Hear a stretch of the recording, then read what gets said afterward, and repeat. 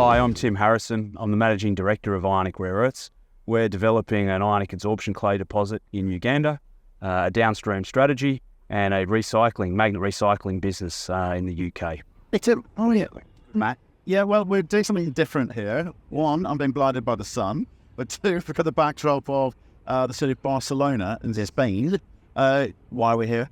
Well, it's nice and hot. We're here for the Rare Earth Industry Association conference, so global conference, growing association of like-minded groups trying to get rare earths into production. And a bigger turnout than last year's. Much bigger. So the association's growing substantially, and I think we've got 250 delegates here this year, so it's a big turnout.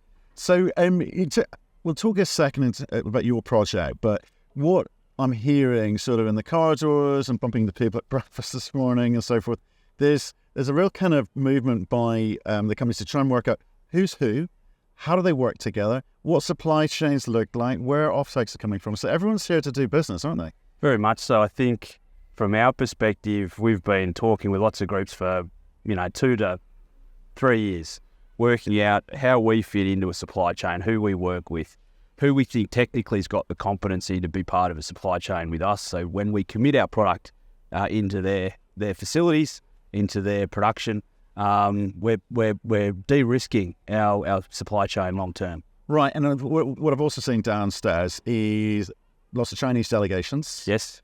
Talking to people. Yes. Observing, trying to work out numbers, and not necessarily where the threat's coming from, but perhaps who they could do business with, and maybe how the West can actually enter the race. Yeah, look, I think they're here to have a look at what everybody's doing and probably understand technically and from a competence perspective where new supply may come from. So it's good to I suppose have some discussions with them and find out what they're doing. Right. Okay. As much as we keep our cards pretty close to our chest. Okay. The other topic of conversation is, and it's affecting everyone globally, which is when you're moving into that kind of, trying to move into that production stage, you've got to finance the build. So not only is it about planning how do you build, who you're building with, and where's your stuff going, but you've got to pay for this thing. Money is expensive, not necessarily available, and I think Rare Earths is not immune to that. So are there any people here that perhaps have got a view on that? I think money's available for the right projects, right. The right strategic projects that can put magnet rare earths into supply chains now. So we're aware of several groups now that are very, very keen on magnet production within a couple of years. Yeah. Which means the right projects have to start construction shortly. So there's a motivation to make it happen. It's just, you've got to do the work. You can't take shortcuts. Absolutely. And nice segue. Belfast, how are things going? Very well. So very happy with the progress the team's made there. I think we've put ourselves in a great position. Over the last 9 months since we received the grant from the UK government, teams hit the ground running. We've added capability.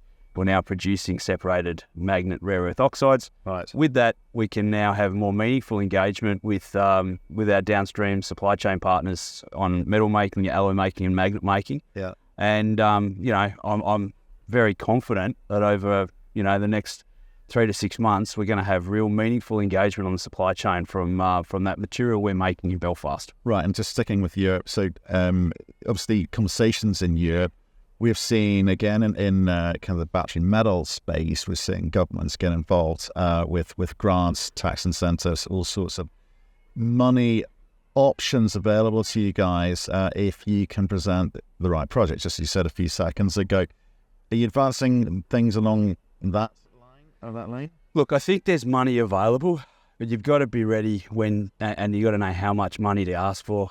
Right. You only get one bite of the cherry on this thing. Right. So I think we're looking at sort of the next round of funding, the next opportunity for support from governments on certainly with Ionic Technologies. Mm-hmm. I think the other very attractive thing about being in Northern Ireland is that we've now got access to investment not only from the UK government, Northern Ireland government, but through the Windsor framework, we've got the EU, and now with the Atlantic Alliance, the US. So we're in a very, very good spot to take advantage of those relationships and that desire to see, economic investment in Northern Ireland. Well, hope so. It's my home country. Need all the help we can get. Let's head back down to Uganda. The project, you put out a PFS since I last saw you down in Cape Town. DFS. DFS, sorry. I said PFS, apologies. That's all right. DFS, down since I last saw you down in Cape Town. Its numbers were good. I think they're solid. Yeah, it's meaningful, right? Yeah. That's real. And I think the numbers have been designed, or the stage one approach. It's meaningful engagement with the supply chain. It's material we can put into a supply chain in early 25. Yeah. And it's a platform to grow. Yeah. So it's going to get larger. It just requires more work and more time. But it was important that we get that mining license application in. And we hopefully will have regulations approved shortly in Uganda. Yeah. And then a mining license to shortly follow. Well, just let's remind ourselves of the numbers, and also this is only about, was it 1/5, 1/6 of the actual property? So it's phase one, stage one, whatever you want to call it, right? So DFS numbers look like what? I think we had a capital development of 120 million US. The internal rate of return was around about 33%. And the NPV, look, off the top of my head, I forget, but it was probably over 400 million. So, look, it's a place to start, and we know that there's more inputs that are going to go into this, and the numbers are going to get bigger. It's just a matter of doing the work. Right, and scale's going to be clearly important if the West wants to compete with China. China represents the bulk of the industry at the moment. So, US. We've just come from another conference, US government departments talking a good game. You seeing any action there at the moment? Yeah, look, I mean, we've got the US on a bit of a hold at the moment. We've got a few irons in the fires and also other parts of the world. My view is that, capacity needs to be built downstream. So until that capacity is built and in place, scaling up Makutu really creates an issue where the only destination for our product is China. So where we see meaningful capacity being built now, or in the near term, is where we'll probably initially target. But I think longer term, we do have aspirations to build downstream capacity in the US as we scale out Makutu substantially. Okay. And I'd say this with regards to rare earths, it's great that there's more people here this year, and sort of the association obviously building up, a little momentum in the marketplace, but it still feels a little bit fragmented in a way. We need all of the above. The West needs all of the above to work. Yep. How's that going to happen? Who's going to take this thing by the reins? That's a very good question. I think there's a number of groups who are and who have been running the ruler over a significant push into the rare earth space. We're waiting to see those things become public, and then we can more meaningfully engage with those groups and be a part of that supply chain that's going to build. So I think we've had the good discussions. We know who the metal makers are. We know the alloy makers and the magnet makers. We know the guys who we want to engage with.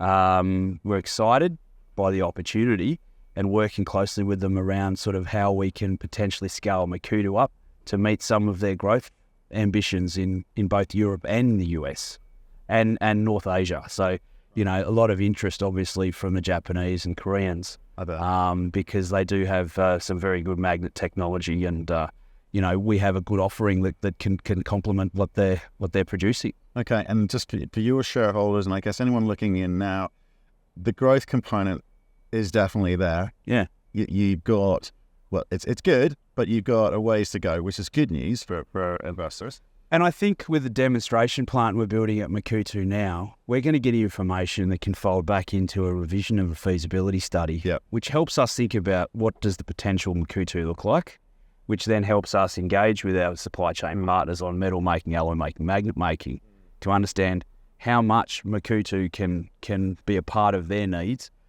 But we're going to learn from that demo plant, and that's information that we can potentially apply to other ionic adsorption clays, which we're on the hunt for as well. Right, and timings around that? Demo plant we're planning to run from the second half of this year. Yeah.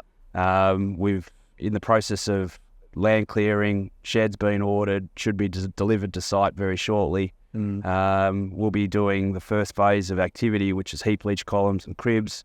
Then we build the heap leach modules later this year, and we've got to produce a substantial amount of MREC for a couple of partners or potential partners, for them to demonstrate ex-China supply for potential EV partners. It's kind of interesting at the moment. You're in the kind of last 10 yards, it feels like, of the race, where it's now none of this momentum stuff, none of this theory or hope stuff. This is like, you're putting this thing together. It's going to be built. Yeah. That's where the real value is going to come from. This is grind, it's hard work, right? We've been through that phase of it's easy to plug holes in the ground with drilling, right? It's what you do with that information afterwards to take it forward from a potential thing to something that's on the cusp of being real.